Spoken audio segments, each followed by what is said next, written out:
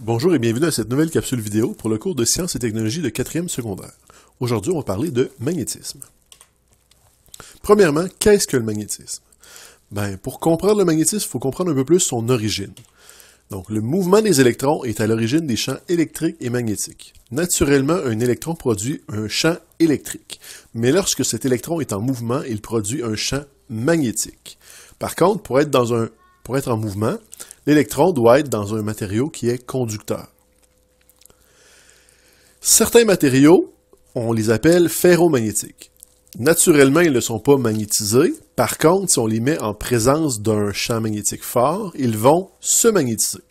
Donc, un matériau ferromagnétique peuvent s'aimanter lorsqu'ils sont soumis à un champ magnétique fort. Donc, je prends une barre de fer, exemple, je la mets proche d'un champ magnétique très fort, et ma barre de fer va se transformer en aimant, elle va se magnétiser. Et les trois substances ferromagnétiques qu'on doit se souvenir, qu'on doit connaître, c'est le fer, le nickel et le cobalt. Donc, trois substances qu'il faut se souvenir qui sont ferromagnétiques. Le champ magnétique, le magnétisme se manifeste sous forme d'un champ magnétique. Le champ magnétique, c'est représenté par des lignes de champ qui partent du pôle nord d'un aimant et se dirigent vers le pôle sud d'un aimant. C'est un phénomène quand même un peu abstrait qui est normalement invisible, mais qu'on a quand même pu visualiser lors d'une expérience de laboratoire. Voici une image de à quoi ça ressemble normalement un champ magnétique. Donc on voit ici les lignes de champ qui partent du pôle nord qui est en rouge et qui rentrent dans le pôle sud qui est en bleu. Et ça, c'est vraiment extrêmement important. De plus, en dessinant les lignes de champ magnétique, on peut illustrer, visualiser la force du champ magnétique. Parce que la force du champ magnétique est proportionnelle au nombre de lignes de champ entrecoupées. Je reprends la même image que vous aviez tout à l'heure. Si je mets une rondelle proche du pôle nord de mon aimant, on va voir que cette rondelle entrecoupe 1, 2, 3, 4 et 5 lignes de champ. Ce qui veut dire qu'elle est très attirée par le pôle nord. Mais si je prends cette même rondelle et je la déplace un petit peu vers la gauche, la distance n'a pas énormément augmenté, mais je vois que maintenant, elle ne croise qu'une seule ligne de champ. Et à ce moment-là, elle va subir de façon beaucoup moins importante la force de l'aimant que la première rondelle au départ, parce qu'elle coupe moins de lignes de champ. De plus, l'aiguille d'une boussole qui est aimantée, qui est un aimant, elle va s'orienter le long des lignes de champ. L'aiguille nord de la boussole va pointer vers le pôle sud de l'aimant. Je reprends encore une fois une autre image. On voit ici 3 boussoles. L'aiguille nord, c'est l'aiguille qui est colorée, qui est en noir sur mon image. Et on voit qu'elles suivent parfaitement les lignes de champ, toujours pointant vers le pôle sud de mon aimant. Maintenant, ce que je vais vous demander à faire pendant l'examen, c'est de tracer les lignes de champ. Il faut être capable de les tracer, de les reconnaître. Fait que première image. Cette image-là, photographiez-la, vous devez la savoir, la mémoriser, la connaître. Les lignes de champ partent du pôle nord, se dirigent vers le pôle sud. Ça fait des boucles autour de mon aimant. Et si je vous demande de placer des boussoles sur cette image, mais peu importe où vous placez la boussole, l'aiguille doit suivre la ligne de champ et pointer vers le sud. Donc ici, j'ai placé une première boussole de façon aléatoire. L'aiguille rouge suit la ligne de champ et pointe vers le sud. J'en place une autre, l'aiguille rouge suit la ligne de champ et pointe vers le sud. J'en ai placé une dernière, l'aiguille rouge suit la ligne de champ, s'éloigne du nord et se dirige vers le sud, si on peut faire la grande boucle. Une autre image que vous devez être capable de dessiner, c'est l'aimant en U. L'aimant en U, lui aussi est séparé d'un pôle sud et d'un pôle nord, et encore une fois, on voit les lignes de champ qui partent du pôle nord et qui se dirigent vers le pôle sud.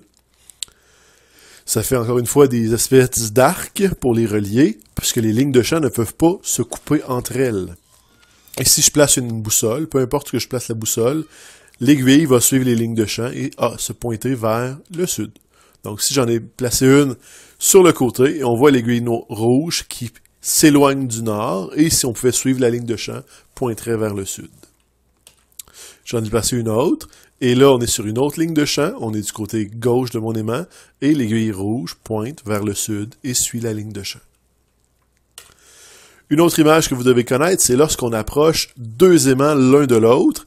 Dans ce cas-ci, on a des aimants où c'est des pôles opposés qui sont proches l'un de l'autre, donc un nord vers le sud.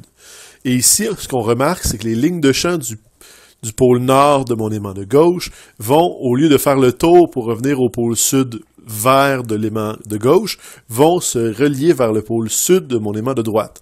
Donc, c'est ce qui fait, dans le fond, un petit peu l'attraction entre mes deux aimants, c'est cette pont qui se crée entre les lignes de champ. Donc, vous êtes capable de dessiner ce dessin, il faut le photographier, le mémoriser, et il faut être capable de placer des boussoles dessus avec la bonne orientation. Fait que si je mets une boussole ici, ben, elle est sur une ligne de champ, et elle pointe vers le pôle sud de mon aimant. Une autre dessin que vous êtes capable de faire, c'est si j'ai deux pôles contraires qui s'approchent l'un vers l'autre, donc dans mon dessin, c'est deux pôles nord, qu'est-ce qui se passe? Ben, les lignes de champ se repoussent, s'aplatissent pour ne pas s'entrecouper, puisque aucune ligne de champ ne peut se couper. Et il faut être capable de placer une boussole sur ces images. Donc, si je place une boussole ici, elle suit la ligne de champ, l'aiguille rouge pointant vers le sud, loin du nord. Une autre boussole que je vous ai placée suit encore la ligne de champ, quittant le pôle nord et se dirigeant vers le pôle sud, l'aiguille rouge pointant vers le pôle sud. Maintenant, dans un fil électrique, et là je l'ai marqué, le mouvement des électrons dans un fil électrique produit un champ magnétique. Donc si j'avais un fil électrique, comme vous voyez sur l'image, la borne positive en bas, la borne négative en haut, j'ai le sens du courant conventionnel, donc du plus vers le moins, eh bien je vois sur mon espèce de petite feuille de papier qui serait comme beige, j'ai des cercles verts qui sont tracés, mais ces cercles verts représentent les lignes de champ magnétique qui se forment autour du fil, comme des genres de cylindres concentriques autour de mon fil. On peut trouver comment tracer ces lignes de champ en appliquant la règle de la main droite. La règle de la main droite permet de savoir le sens des lignes de champ magnétique dans le fil. Donc ici, la règle de la main droite, je prends mon fil, je place ma main droite sur le fil. Je dois préciser par contre que le pouce suit le fil et indique le sens du courant conventionnel. Fait que sur mon image, le plus est en bas, le moins est en haut. Le sens du courant conventionnel, c'est du plus vers le moins, donc le pouce pointe vers le moins.